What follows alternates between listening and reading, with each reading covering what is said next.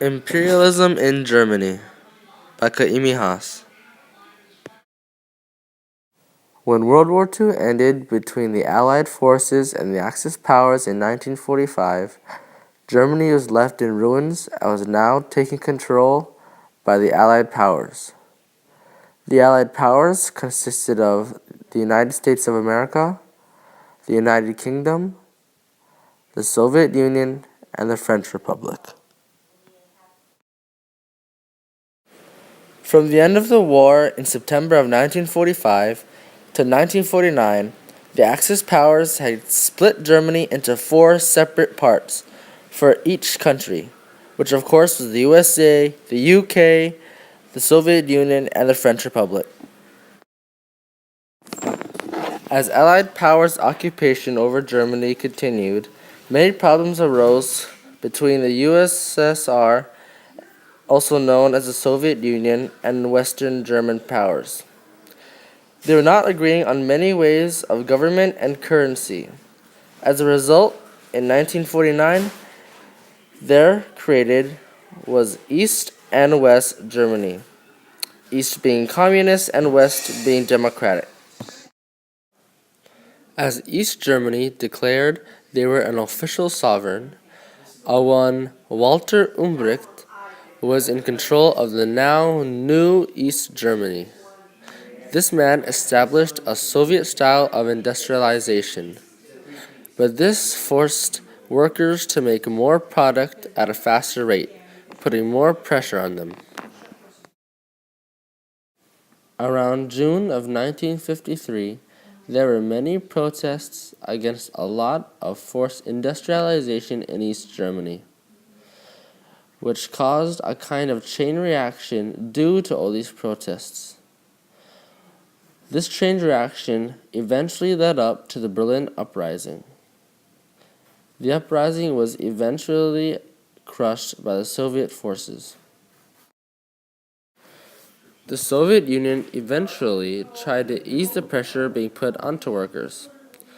Walter Umblik tried to focus most of his resources on building more public housing and creating more consumer goods. Although the idea of this was a good thought, the economy was still stagnant. Since the East German economy was still stagnant, more than 175,000 people were leaving East Germany to go to the west part. In response to this, in August of 1961, the Berlin Wall was constructed to stop the flow of citizens from moving into West Germany. Any East German citizen that tried to escape across the Berlin Wall was killed on the spot. The Berlin Wall also consisted of barbed wire spiraled on the top of it, a large gate in front of it, patrolling guard dogs, and fortified bunkers. When Germany surrendered in 1945, all its lands, agriculture, industry, and resources were under Allied control. As stated in the unconditional surrender, the entire education system was also under Allied control.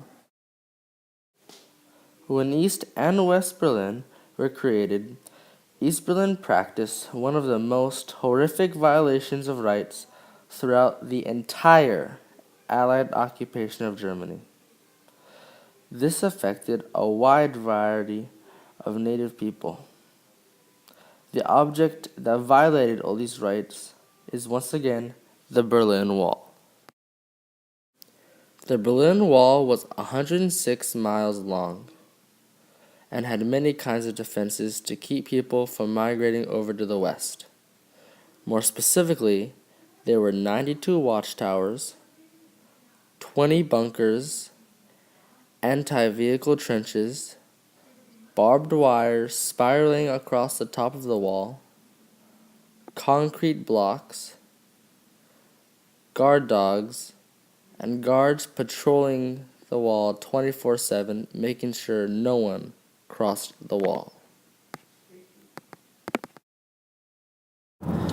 Before World War II ended, in September of 1945, Germany's government was called Nazism or totalitarianism. Adolf Hitler was its head of state. When Allied forces took power over Germany, the government also fell to the Allied countries. As the Allied powers grew apart because of the arguments over which government to take and how the currency shall be constructed, it was then decided that there will be an East and West Germany. The East shall be communist and the West democratic. In 1969 to 1974, a man named William Brandt was Chancellor of West Germany. He worked very closely with Foreign Minister Walter Scheel to change the West German foreign policy. After much success throughout 1971, William Brandt won the Nobel Peace Prize for helping to end East Germany's international isolation. Finally, in 1982, Helmut Kohl became Chancellor of West Germany.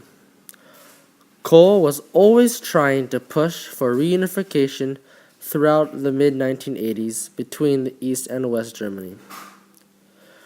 When the government in East Germany fell in October of 1989 and the Berlin Wall collapsed in November, Kohl pushed for reunification on that very day. On October 3, 1990, the two countries were reunified for the first time.